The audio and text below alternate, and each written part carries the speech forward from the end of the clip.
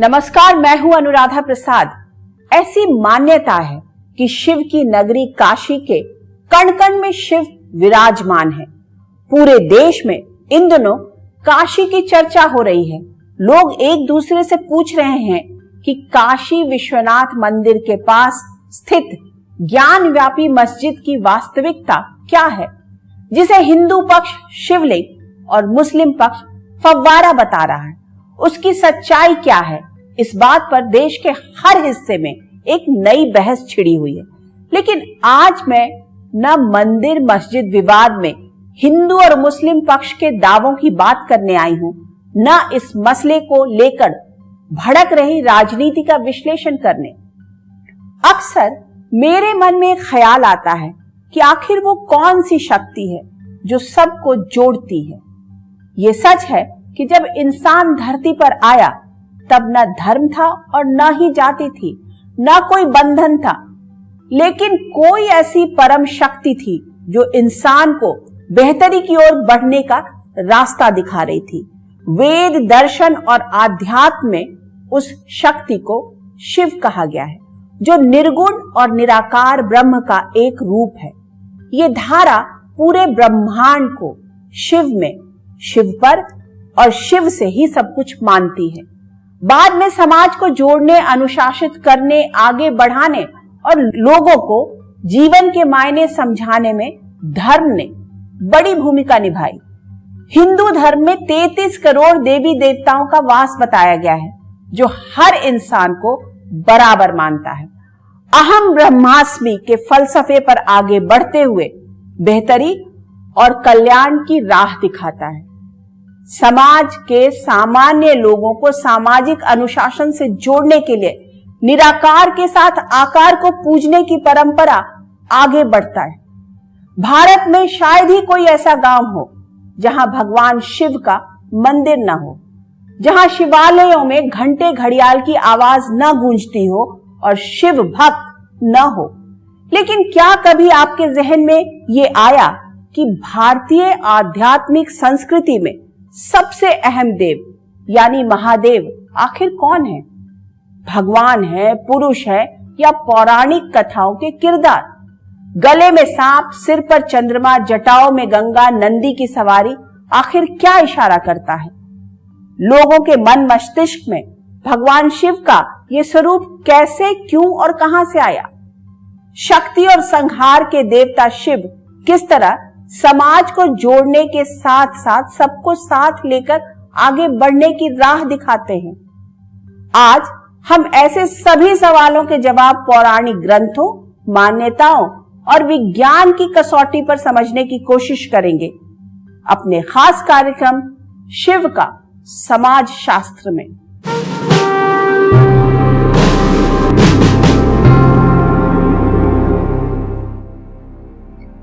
किसी भी व्यक्ति के दिमाग में सबसे पहले सवाल आता है कि आखिर इस सृष्टि की रचना कैसे हुई। आधुनिक विज्ञान जहां ब्रह्मांड की रचना को big bang theory, Higgs boson या गॉड पार्टिकल्स के नजरिए से देखने और समझने की कोशिश करता है, वहीं आज से करीब 3500 साल पहले रचे गए ऋग्वेद का नारदीय सूक्त कहता है कि सृष्टि से पहले कुछ भी नहीं था। न सत्य था, न असत्य, न चांद सितारे, न आकाश, न मृत्यु, न अमरता। चारों ओर अंधकार था और उसमें एक अकेला परम ब्रह्म सांस ले रहा था। सबसे पहले उसे अपने होने का ज्ञान हुआ। परम ब्रह्म के भीतर एक से अनेक में बदलने की इच्छा हुई। फिर उसके भीतर से अग्नि उत्पन्न हुई। वहां से निकला प्रकाश पुंज चारों दिशाओं में फैला और सृष्टि की रचना हुई। सृष्टि के संचालन में पथ प्रदर्शक की भूमिका में एक अदृश्य शक्ति को माना गया। इसे ही आदि, अंत और अनंत माना गया। इसे ऋषि मुनियों ने शिव तत्व कहा। इसी तत्व में सृष्टि की उत्पत्ति देखी, इसी में सृष्टि को विलीन होते देखा। लेकिन इस अदृश्य शक्ति, अलौकिक चेतना का कोई रूप या आकार नहीं था। सामान्य लोगों के लिए इसे समझना भी मुश्किल था। ऐसे में ज्ञान, विज्ञान और लोगों के कल्याण की इस धारा को आम लोगों तक पहुंचाने के लिए पुराणों की रचना हुई। निराकार ब्रह्म के साथ साकार ब्रह्म की धारा भी तेजी से बहने लगी, जिसमें निर्गुण और निराकार शिव इंसान का शरीर धारण कर शंकर बन गए। महादेव यानी भगवान शिव की छवि को लोगों ने अपने अपने हिसाब से गढ़ लिया। किसी ने शिवलिंग को शक्ति का रूप माना, तो किसी ने गले में सांप लपेटे, हाथों में त्रिशूल, सिर पर चंद्रमा धारण किए अलौकिक शक्तियों से लैस काया में। शिव क्या है, इसका बहुत ही सुंदर वर्णन शिव तांडव श्लोक में किया गया है, जो शिव भक्त राक्षस राज रावण की रचना है, जिसका हिंदी में अनुवाद गीतकार आलोक श्रीवास्तव ने किया है। इसमें भगवान शिव की महिमा, उनके स्वरूप और गुणों का बखान किया गया है। नीलकंठ है, नीलकंठ सौम्य नील पंकजा समान है नीलकंठ सौम्य नील पंकजा समान है। मनुष्य क्या वे देवता के दंड का विधान है, मनुष्य क्या वे देवता के दंड का विधान है। समक्ष उनके काल स्वयं जप रहा शिवः शिवम, तरल अनल गगन पवन धरा धरा शिवः शिवम। सदैव सर्व मंगला कला के शीर्ष देवता, सदैव सर्व मंगला कला के शीर्ष देवता। वही विनाश काल है, वही जनक जनन सदा, वही विनाश काल है, वही जनक जनन सदा। नमन कृतज्ञ प्राण ये करे जपें सदा शिवः शिवम, तरल अनल गगन पवन धरा धरा शिवः शिवम। शिव को शांति, संहार और सबके कल्याण का दूसरा नाम माना गया है। निराकार ब्रह्म में विश्वास रखने वाले उन्हें अपने अपने तरीके से मानते हैं। शिव को सृष्टि का निर्माता, पालनहार मानते हैं। उस दिव्य शक्ति का नाम अपने अपने हिसाब से देते हैं। कुछ निराकार स्वरूप को मानते हैं, तो वहीं आकार ब्रह्म में विश्वास रखने वाले शिव के उस रूप को अपनी शक्तियों का स्रोत मानते हैं, जो उन्हें देश के 12 ज्योतिर्लिंग, शिवालयों और मंदिरों में दिखता है। पुराणों में शिव के जिस छवि को गढ़ा गया है, उसका एक ही मकसद है, सबका कल्याण। जो भी मनुष्यता के खिलाफ काम या आचरण करता है, उसे दंड देने वाले देवता के रूप में शिव को पेश किया गया है। संहार का देवता उन्हें इसलिए माना जाता है क्योंकि संहार से ही नवनिर्माण का अंकुर फूटता है। शंकर की जो स्तुति की गई है बड़ी विचित्र ढंग से है। करालम महाकाल कालम कृपालम। शंकर काल के देवता हैं, महाकाल हैं शंकर।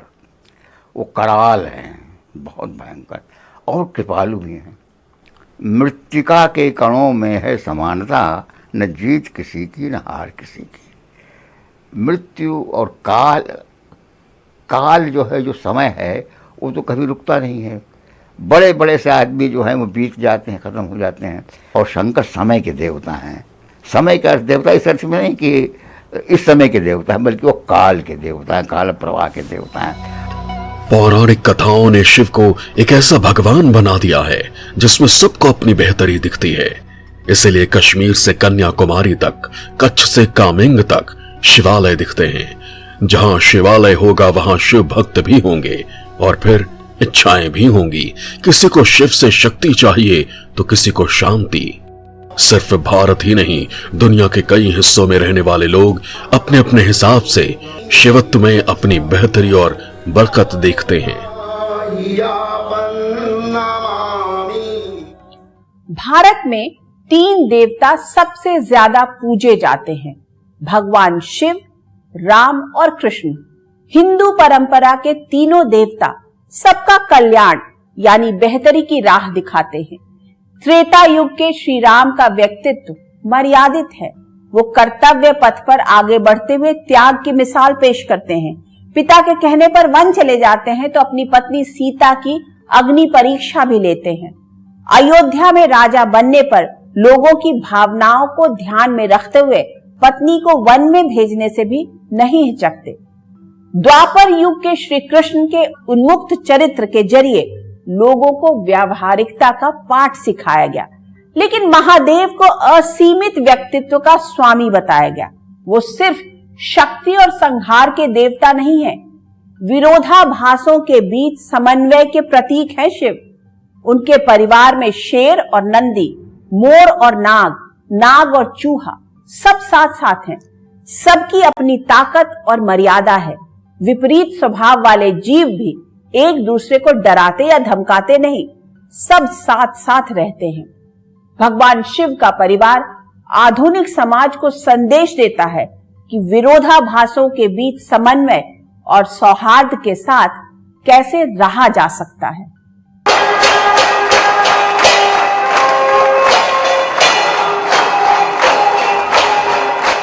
समाज को संतुलन का पाठ सिखाते हैं शिव। समाज में भेद मिटाने की राह दिखाते हैं शिव। लोगों को सामर्थ्यवान बनने और त्याग की प्रेरणा देते हैं शिव। उनका व्यक्तित्व और परिवार सबको साथ लेकर चलने का अद्भुत मंत्र देता है। मुझे ऐसा लगता है कि सनातन सभ्यता में या हमारी पूरी की पूरी संस्कृति में शिव एकमात्र ऐसे देवता हैं जो अपने पूरे परिवार के साथ सामने आते हैं।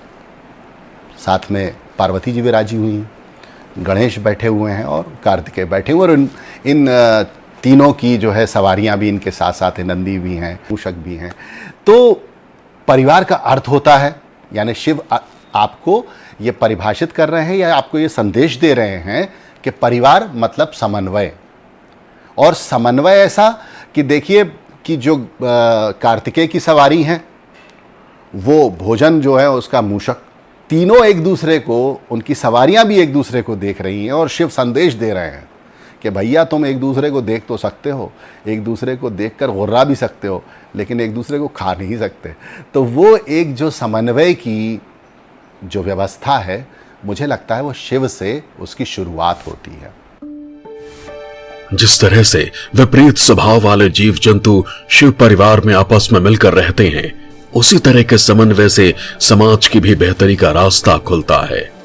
पुराणों में जिस तरह के शिव की कल्पना की गई है, वो सिखाती है कि समाज में हर तरह के लोग होते हैं, ताकतवर, कमजोर, गरीब, अमीर, तेज, सुस्त, उग्र, शांत। ऐसे सभी लोग समाज रूपी परिवार में अपनी मर्यादा में रहते हुए एकजुट होकर रह सकते हैं। शिव जी की आकर्षता कहां से आती है? उनमें जो कॉन्ट्रडिक्शंस हैं उससे आती है कि वो एक तरीके से कुछ भेदभाव नहीं करते हैं, गरीबों के हैं। वो तो असुर को भी ये आशीर्वाद दे देते थे, रावण को भी दे दिया, करेक्ट। कुछ भेदभाव, ये मर्द औरत, कुछ भेदभाव नहीं करते थे वो। एकदम आप कह सकते हैं ऑफ द मासेस, जिनका कोई नहीं उनका शिव जी है। लेकिन आप देखेंगे कि जो आर्ट्स हैं, कला हैं, उसमें भी वो वहां के भी देव हैं। तो जो एलीट जो परस्यूट्स हैं उसके भी देव हैं। उनके रहन सहन, कपड़े ऐसा दिखता है, मतलब उनके जो शिवजी की जो बारात जो कहते हैं कि कोई भी जुड़ सकता है, भस्म लगाते हैं बॉडी पर, लेकिन वो सुंदरेश्वर भी हो सकते हैं। तो उनके जो कॉन्ट्रडिक्शंस हैं वो हमें आकर्षित करते हैं। पुराणों में सागर मंथन का जिक्र है, जिससे पहले जहर और फिर अमृत निकलता है, लेकिन जहर कोई नहीं पीना चाहता था। ऐसे में सागर मंथन से निकला जहर शिव पीते हैं और नीलकंठ बन जाते हैं। मौजूदा समय में इसका एक विश्लेषण ये भी हो सकता है कि सामाजिक व्यवस्था में समय समय पर जहर रूपी बुराइयां और विषमता पैदा होती हैं, जो जहर की तरह ही खतरनाक हैं। ऐसे में शक्तिशाली लोगों को सामाजिक असंतुलन पैदा करने वाली ताकतों के खिलाफ पूरी क्षमता और ईमानदारी से लड़ना चाहिए। अब देखिए, समुद्र मंथन जब हुआ था जी, पहले ऊपर क्या आया? विष आया, हला हला विष। अब अनफॉर्चुनेटली शिवजी नहीं है जिसको खाने के लिए। एग्जैक्टली। हाँ, तो ये विष आ रहा है, वो अपने आप वो बाहर आके खत्म हो जाएगा, समाप्त। उसके बाद ही अमृत निकलने वाली है। तो हमारा व्यू है कि अमृत होगा ही। भारत की सनातन परंपरा ने प्रकृति के महत्व को बहुत बारीकी से समझा। इंसान को पंच तत्व भूमि, गगन, वायु, अग्नि और जल से मिलकर बना बताया। पंच तत्वों को सृष्टि और इंसान के लिए जरूरी बताते हुए पूजा की परंपरा शुरू हुई। शायद ये आम लोगों को प्रकृति का महत्व समझाने का तरीका था। संभवतः इसकी एक कोशिश भगवान शिव के जरिए भी हुई। यह करीब 5000 साल पुरानी आकृति मानी जाती है, जो सिंधु घाटी सभ्यता के दौर की है। इसमें योग की मुद्रा में बैठे शख्स को पशुपति या भगवान शिव का चित्र माना गया है। पुराणों की रचना बाद में हुई है, मतलब शिव को देवता मानते हुए पूजने और उनके जरिए समाज को संदेश देने की परंपरा सिंधु घाटी के दौर में शुरू हो चुकी थी, जिसमें समाज और समय के साथ बदलाव होता रहा। शंकर की उपयोगिता, उनकी आवश्यकता हर युग को होती है, हर समाज को होती है, इतिहास के हर खंड को होती है, और हमारे युग को शायद विशेष रूप से है। शंकर का ध्यान करने से हर प्रकार की क्षुद्रताएं, संकीर्णता, वैमनस्य, विषमता अपने आप दूर हो जाती है। और शंकर को इसलिए कल्पांतकारी कहा गया है कि वो कल्पों को अंत कर देने वाले हैं, क्योंकि समय सबको अपने साथ ले जाता है। इसलिए आज पर्यावरण असंतुलन की बात जिस जोर शोर के साथ हो रही है, उसे बहुत पहले ही समझ लिया गया था, और पशुपति को पर्यावरण प्रेमी बताते हुए उन लोगों को नई सीख दी जा रही थी। पशुपति जहां नंदी को अपनी सवारी बनाते हैं, तो जहरीले सांप को अपने गले में धारण करते हैं। उनकी जटाओं से गंगा निकल रही है, तो सिर के ऊपर चंद्रमा को धारण करते हैं।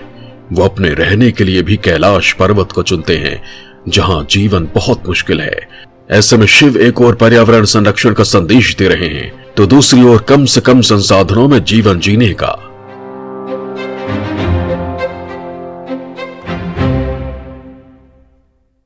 समुद्र मंथन से निकला जहर पीकर भगवान शिव सामाजिक व्यवस्था में कुंडली मार चुकी बुराइयों और विषमताओं को हजम कर लोगों को तरक्की का अमृत हासिल करने की प्रक्रिया को आगे बढ़ाते दिखते हैं। ये उनके असीमित व्यक्तित्व का ही चमत्कार है कि देवता और राक्षस दोनों को उनमें अपना कल्याण दिखता है। अगर रावण पर विजय के लिए श्री राम रामेश्वरम में महादेव की आराधना करते हैं, तो राक्षस राज रावण भी उनकी भक्ति से शक्ति हासिल करता है। वो किसी में भेदभाव नहीं करते, वो पूरी तरह गुट निरपेक्ष हैं। सुर और असुर दोनों को उनकी भक्ति में अपना कल्याण दिखता है। शिव भेदभाव नहीं करते और समाज में हाशिए पर खड़े इंसान को भी सहज भाव से अपना लेते हैं। भूत प्रेत उनके गण और साथी हैं। अपने शरीर पर भस्म लपेटे शिव पूरी दुनिया को शक्ति देते हैं, लेकिन खुद बेघर हैं। वो शक्तिशाली होते हुए भी शांत हैं, लेकिन मर्यादा टूटने पर दंड देने में जरा भी नहीं हिचकते। सबकी मनोकामना पूरी करने का सामर्थ्य रखते हैं। परिवार के साथ रहते हुए भी लोक कल्याण के लिए तपस्वी का जीवन जीते हैं। आज के शासकों को कैसा होना चाहिए, उसका जीवन कैसा होना चाहिए, शक्ति का इस्तेमाल कैसे करना चाहिए, इसका एक अद्भुत दर्शन शिव के रूप में पूरी दुनिया के सामने है।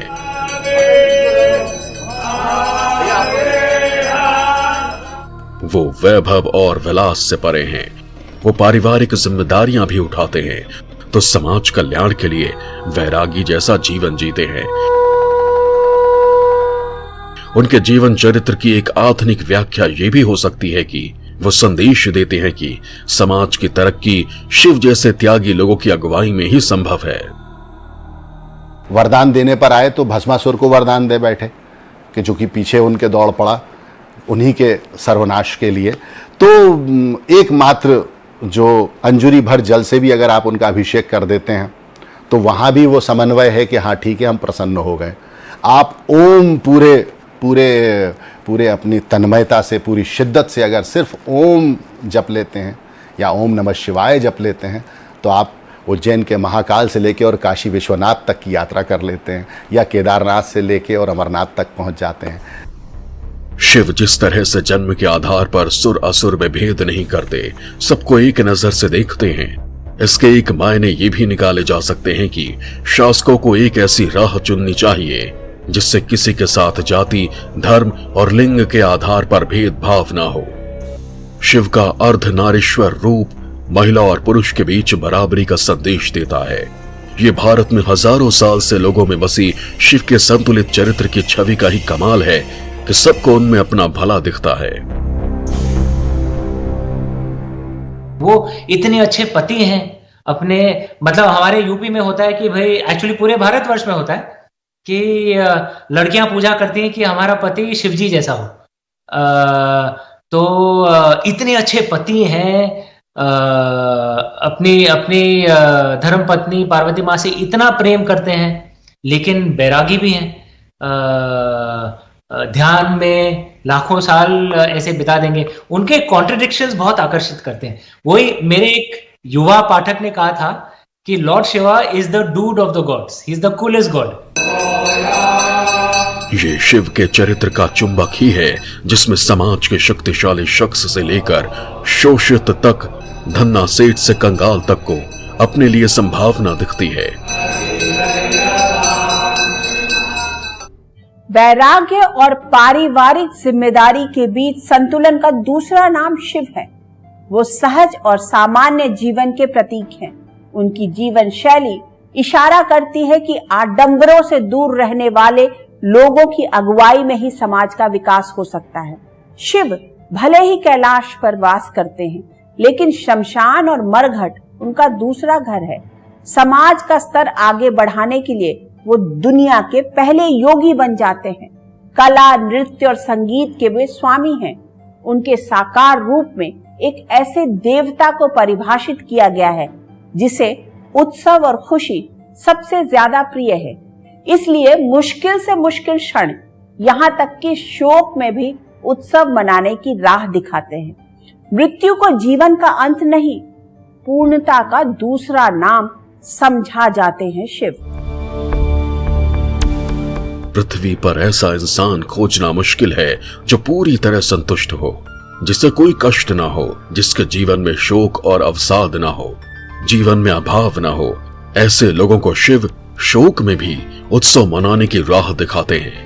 वो शमशान में उत्सव मनाने वाले इकलौते देवता हैं। शिव एक ऐसे समाज शास्त्र को गढ़ते हैं जिसका मूल मंत्र खुशहाली है।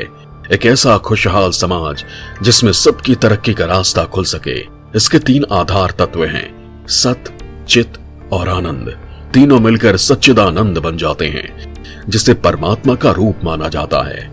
शायद भारत में हजारों साल से चली आ रही शिवत्व की इसी परंपरा की छाप कुछ हद तक जर्मन दार्शनिक नीत्शे में मिलती है, जिसमें वो बिना लाग लपेट कहते हैं कि उदास परंपरा एक बीमार समाज बनाती है। तो हजारों साल पहले ही शिव समाज के भीतर से उदासी खत्म करने के लिए शमशान में भी उत्सव की राह दिखाते हैं। इसीलिए शिव के शमशान में भी होली खेलने की बात होती है।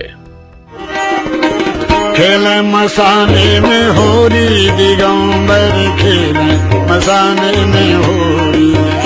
भूत पिशाच बटोरी, दिगंबर खेले मसाने में होली। नाचे गावे डमरूधारी, नाचत गावत डमरू धारी, नाचत गावत डमरू छोड़े। जिस तरह से हिंदुत्व एक जीवन शैली है, उसी तरह शिव का व्यक्तित्व भी समाज में संतुलन, सौहार्द और शांति का रास्ता दिखाता है।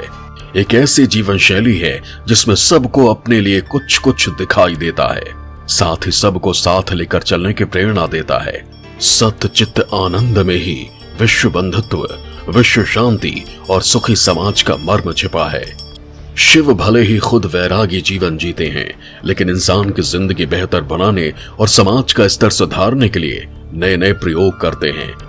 लोगों के जीवन में खुशहाली और शांति के लिए योग परंपरा की शुरुआत करते हैं और दुनिया के लिए पहले आदि योगी बन जाते हैं। बाद में इसे महर्षि पतंजलि आगे बढ़ाते हैं तो अपने पुत्र गणेश को जिंदा करने के लिए हाथी का सिर लगा देते हैं। इसे प्राचीन काल में सर्जरी की शुरुआत के तौर पर देखा जाता है। संगीत और नृत्य की शुरुआत भी शिव से ही मानी जाती है। पुराणों में भी भगवान शिव और पार्वती के नृत्य का जिक्र मिलता है। जब वो तांडव नृत्य करते हैं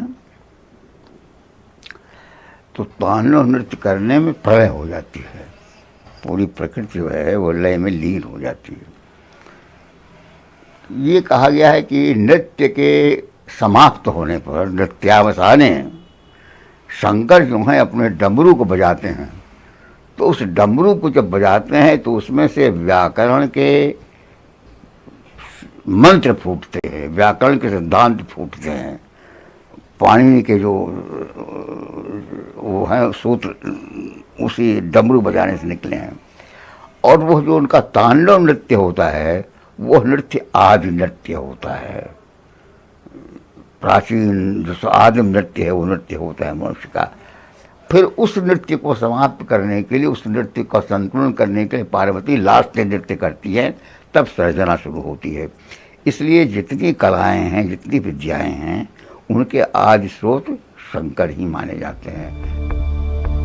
शिव को कोई भगवान माने या इंसान, या फिर पौराणिक ग्रंथों में गढ़ा गया एक दमदार किरदार, लेकिन शिव में इतनी शक्ति है, इतना सम्मोहन है, इतना सामाजिक जुड़ाव का संदेश है, जो ना जाने कितने युगों से प्रकृति और इंसान, शांति और संघार, सुख और शोक के बीच सामंजस्य बिठाते हुए समाज को आगे बढ़ाने में मददगार साबित होता रहा है।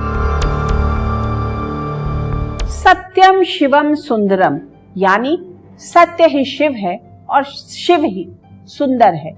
वो शक्ति के स्रोत है, वो संहारक भी है। अगर सत्य शिव की देह है तो शक्ति उसका प्राण तत्व। बगैर शक्ति के कुछ भी हासिल नहीं किया जा सकता है। लेकिन शक्तिवान होते हुए भी सबको साथ लेकर कैसे चला जा सकता है, इसका समाज शास्त्र शिव दुनिया को सिखाते हैं। हैरानी इस बात की है कि जिसे हम महादेव कहते हैं, वो जीवन को बेहतर बनाने, इंसान और प्रकृति के बीच तालमेल बैठाने, समाज में समन्वय बनाने का अद्भुत दर्शन है। लेकिन एक सवाल उठता है कि आखिर समाज में इतनी नफरत क्यों? सत्ता, पैसा और शक्ति का इतना अहंकार क्यों? आखिर क्यों दूसरों को कुचलने और रौंदने की प्रवृत्ति दिनों दिन बढ़ती जा रही है? ऐसे में समाज में शांति, सौहार्द और समन्वय के लिए हमें एक बार फिर शिव के साकार रूप से निकलते संदेशों और निराकार रूप के मर्म को पूरी ईमानदारी से समझना होगा। आज के इस एपिसोड में बस इतना ही। आपसे फिर मुलाकात होगी किसी ऐसे मुद्दे के साथ जिसे जानना और समझना हम सबके लिए बहुत जरूरी होगा। तब तक के लिए मुझे दीजिए इजाजत। निष्पक्ष खबर, सटीक विश्लेषण और अपने हक से जुड़े मुद्दों के लिए आप देखते रहिए न्यूज़ 24। नमस्कार।